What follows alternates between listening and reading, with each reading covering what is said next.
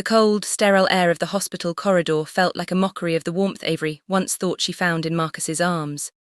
10 years ago, she was a girl who believed in fairy tales, a girl who thought that love meant sacrifice, even if that sacrifice meant giving up a piece of her own body to save the man she adored. She remembered the way Marcus had knelt before her, tears streaming down his face, promising her a lifetime of devotion if only she would donate her kidney to save his failing health. She was poor, orphaned, and desperate for a family, and Marcus had used every ounce of that vulnerability to manipulate her. The surgery had left her weak and scarred, but she had smiled through the pain, believing their future was sealed in blood and bone. But the moment the bandages were removed and Marcus was back on his feet, the mask slipped. He didn't bring her flowers or hold her hand. Instead, he brought a legal document and a sneer. He told her she was a commoner who had served her purpose, a mere vessel for his survival, and that he could never truly love someone so pathetic and broken. He threw a stack of crumpled bills at her face, telling her to disappear before his real fiancé, a wealthy socialite, arrived to take her rightful place by his side. The humiliation of that day burned in her soul more than the surgical incision ever could. Avery had been cast out into the rain, clutching her side, with nowhere to go and no one to turn to.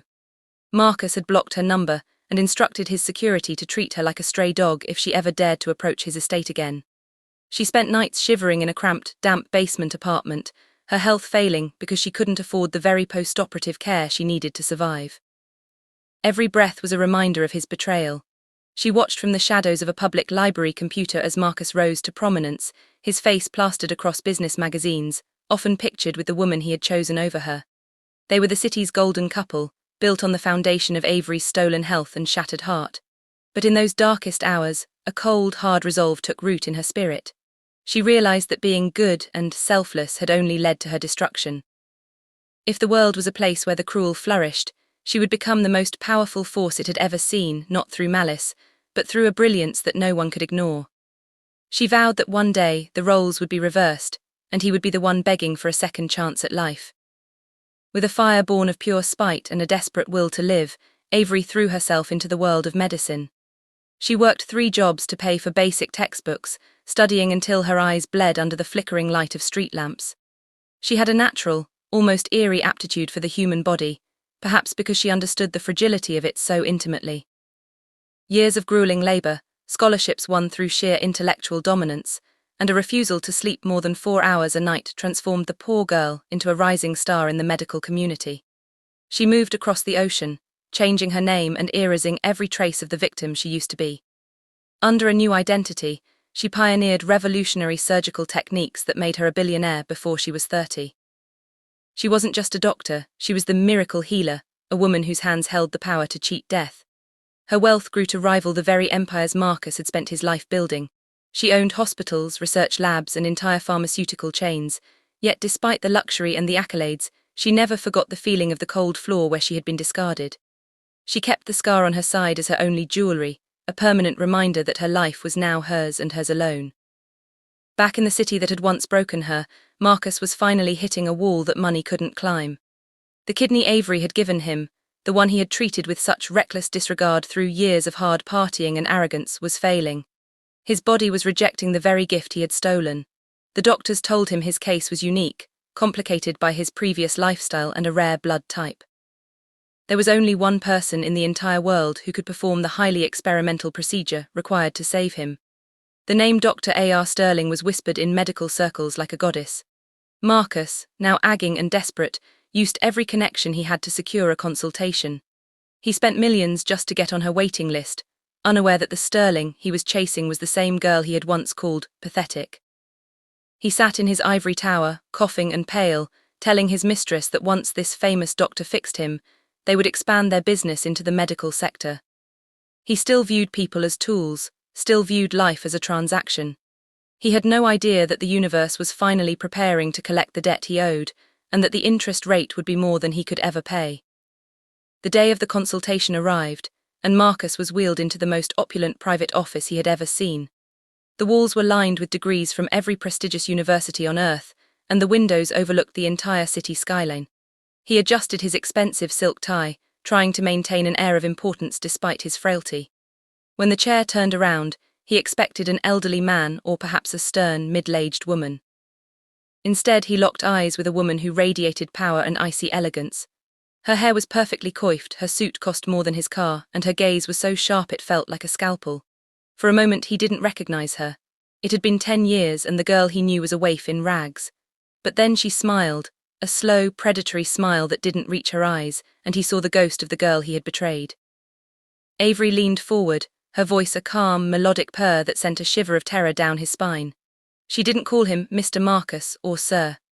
She simply looked at his medical chart and said, "It seems your body is finally rejecting what never belonged to you in the first place."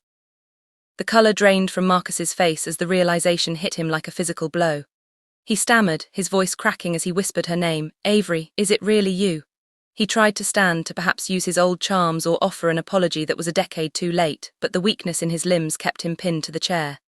Avery didn't move. She didn't show anger or scream, that would have been beneath her. Instead, she began to leaf through his files with a bored expression, pointing out the necrotic tissue and the inevitable failure of his systems. She spoke about his impending death with the clinical detachment of someone discussing the weather. Marcus began to plead, his arrogance vanishing in the face of his mortality. He offered her half his fortune, his company, anything she wanted. He told her he had regretted his actions every day, a lie that tasted like ash in the air. Avery let him ramble, watching him crawl metaphorically at her feet. She remembered how she had begged him for just enough money for medicine 10 years ago, and how he had laughed. Now the roles were perfectly, beautifully reversed. "I don't want your money, Marcus," she said, cutting him off with a flick of her wrist. "I have more money than you could ever dream of. I own the very building you're sitting in, and I could buy your struggling company with the change in my purse." She stood up and walked toward the window, looking out at the city she now conquered. She told him how she had survived the infection after the surgery, how she had walked miles in the snow because she couldn't afford a bus, and how she had used the memory of his betrayal as fuel to become the person she was today. She explained that she wasn't there to be his savior, she was there to be his mirror. She wanted him to see exactly what he had thrown away. He wasn't just losing his life, he was losing to the very person he thought was nothing. The irony was a delicious poison. He begged for mercy, invoking the love they once shared, but Avery only laughed. It was a cold, hollow sound that echoed off the marble walls. The mistress, the same woman Marcus had replaced Avery with, burst into the room, demanding to know why the famous doctor wasn't preparing for surgery. She began to bark orders, treating Avery like a servant, until Avery's security team stepped forward. With a single look, Avery silenced her. She revealed to the mistress that Marcus was bankrupt, a fact her financial team had orchestrated over the last 6 months by quietly shorting his stocks and buying up his debt. The woman's face shifted from outrage to horror as she realized her golden ticket was a dying man with no assets. Avery watched the two of them begin to turn on each other right there in her office. The true love Marcus had sacrificed Avery for was nothing more than a parasitic bond that dissolved the moment the money disappeared. It was the ultimate face slap. For Marcus to see that the only person who had ever truly loved him was the one he had mutilated and discarded, and now she was the only one who could save him, and she had no intention of doing so. Avery sat back down at her desk and began to write. Marcus thought for a fleeting second that she was signing his surgery consent form. His eyes lit up with a pathetic hope, but when she pushed the paper toward him, it wasn't a medical document. It was a bill for the consultation, the maximum legal amount, and a formal notice of his eviction from the hospital. "I am a doctor dedicated to saving lives," she stated, her voice as hard as diamond. "But I only save lives that have value. You are a thief who stole a decade of my health and a piece of my body. You've spent your life being a parasite, Marcus. It's only poetic that you should go out as one." She watched him crumble, his tears now genuine but entirely selfish. He realized that no amount of begging would move her heart of stone, a stone he had carved himself. She called for her assistant to show the gentleman out, making sure to emphasize the word gentleman with mocking bitterness. As he was being wheeled out, Avery called out one last thing. She told him that she had already found a compatible donor for him, a young man who was poor and desperate, just like she had been. She told Marcus that she had paid the young man a fortune never to donate to him, and instead, she was using that money to put the boy through medical school. She was breaking the cycle of exploitation that Marcus thrived on. She watched through the glass as Marcus was pushed into the hallway, a broken, dying man who was finally forced to face the consequences of his cruelty. She felt no guilt, only a profound sense of peace. The girl who was deceived for her kidney was gone. In her place stood a titan who had turned her trauma into a throne. This was just the beginning of her reign, and as the doors closed on her past, she turned her attention to the next patient, someone who actually deserved to live. The news of Marcus's desperate condition and his public expulsion from the Sterling Medical Center spread through the city's elite circles like a wildfire, but Avery didn't stop there. She knew that true revenge wasn't just about a single moment of rejection, it was about the systematic dismantling of everything the villain held dear. While Marcus lay in a public hospital ward, the very kind of place he used to mock, Avery's legal and financial teams were moving like a silent army. She spent the next few days systematically acquiring the remaining pieces of his legacy. Every board member who had once laughed at his jokes while Avery suffered was suddenly facing a hostile takeover. She walked into the headquarters of his former empire, the heels of her designer shoes clicking against the marble floor with the rhythm of a ticking clock. The employees, who had heard rumors of the Ice Queen doctor, stood in silence as she took her place at the head of the boardroom table. She didn't need to raise her voice. Her presence alone commanded a terrifying level of respect. She looked at the men who had enabled Marcus's cruelty and told them that their time was up. Marcus's health continued to decline, his skin turning a sickly yellow as his remaining functions failed. He was forced to watch from a grainy television in his shared hospital room as Avery held a press conference. She wasn't talking about him, which hurt his ego even more than a direct attack would have. Instead, she was announcing the opening of the Avery Foundation, a global initiative dedicated to protecting poor donors from medical exploitation and providing free health care to those betrayed by the wealthy. She was using the money she had stripped from his accounts to fund the very thing that would ensure no one like Marcus could ever hurt someone like her again. He tried to call his old friends, the politicians and the tycoons he had spent years winning and dining, but every call went straight to voicemail. He was a social pariah, a man whose name was now synonymous with scumbag. The woman he had discarded was now the moral compass of the city, and her shadow was so large it blotted him out of existence entirely. In a last-ditch effort to survive, Marcus sent his elderly mother to Avery's office to beg for his life. The woman who had once looked down her nose at Avery for being low class now knelt on the expensive carpet, sobbing and clutching at Avery's skirt. She pleaded for Christian mercy, reminding Avery that they were once almost family. Avery looked down at the woman with a face of cold marble. She remembered when this woman had called her a filthy gold digger, while Avery was still bleeding from the transplant. She leaned down and whispered into the woman's ear, reminding her of the exact date she had been kicked out into the street. Avery told her that mercy was for the repentant, not for those who were only sorry because they were caught. She didn't kick the woman out.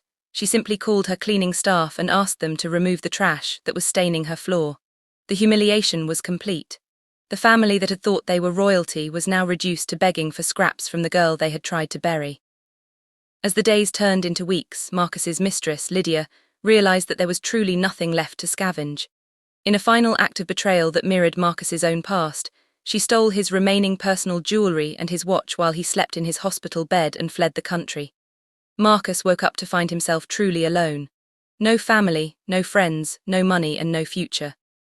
The nurses, who had heard of how he treated a young girl 10 years ago, provided him with the bare minimum of care, their eyes filled with a disgust that stung more than any needle. He spent his hours staring at the ceiling, haunted by the memory of Avery's smile before the surgery, the pure, innocent love he had traded for a few years of vanity. He realized that Avery hadn't just taken his company and his health. She had taken his soul by showing him exactly how worthless he was without his stolen status. Avery visited him one last time, not out of pity but to close the book. She didn't wear her doctor's coat this time. She wore a stunning red dress that symbolized her rebirth. She stood by his bed as the monitors chirped a slow, dying rhythm. He couldn't even speak anymore, his throat parched and his strength gone. She leaned in close so he could smell the expensive perfume that cost more than his monthly medical bill. She told him that she had officially purchased his childhood home and was turning it into a shelter for abused women. She told him that his name would be erased from every building and every record, replaced by the name of the girl he tried to destroy. She was the one who would live on, while he would become a nameless statistic in the history of the city. As she turned to leave, he reached out a trembling hand, a silent plea for a drop of water or a second of kindness. Avery didn't even look back. She walked out of the room, and the sound of her footsteps was the last thing he ever heard. The story of the ghost of the kidney became a legend in the medical world. It served as a warning to the powerful that the people they step on today might be the ones holding their life support tomorrow. Avery didn't become a villain to get her revenge, she became a giant. She spent the rest of her life building an empire of healing, but she never let her guard down again. She remained the richest doctor in the world, a woman who was as feared as she was loved. She proved that the best revenge isn't just winning, it's becoming so successful that your enemies become irrelevant. Every year on the anniversary of her surgery, she didn't mourn her loss. Instead, she threw a gala to celebrate the strength of those who survive. She was no longer the girl who was deceived. She was the woman who had rewritten her destiny in her own handwriting. Months after Marcus's passing, a small anonymous package arrived at the office of the young medical student Avery was sponsoring. Inside was a note written on heavy gold-embossed stationery. It simply said, "Never sacrifice your integrity for someone else's survival. Your life is your own." The student, who had come from nothing, looked up at the portrait of Dr. Avery Sterling hanging in the university hall and felt a surge of hope. Avery wasn't just a doctor, she was a symbol of the face slap that every underdog dreamed of delivering. She had turned her scars into armor and her pain into a paycheck that could buy the world. The legacy of the scumbag husband was gone, buried in an unmarked grave, while the poor girl stood atop the highest mountain, looking down at a world she had finally conquered. Avery's influence expanded into the political sphere where she championed laws that made medical gaslighting and organ coercion a top-tier felony. She sat before committees of powerful men, the same type of men who used to ignore her, and she spoke with a voice that didn't tremble. She told her story not as a victim, but as a victor. She watched as the men in the room shifted uncomfortably, realizing that many of them had their own Averys in their past. She forced them to look into the mirror she provided, and through her wealth and power she demanded change. She wasn't just fixing bodies anymore, she was fixing a broken system. Her name became a brand of justice, and she ensured that no one could ever use the word poor as a synonym for weak ever again in her presence.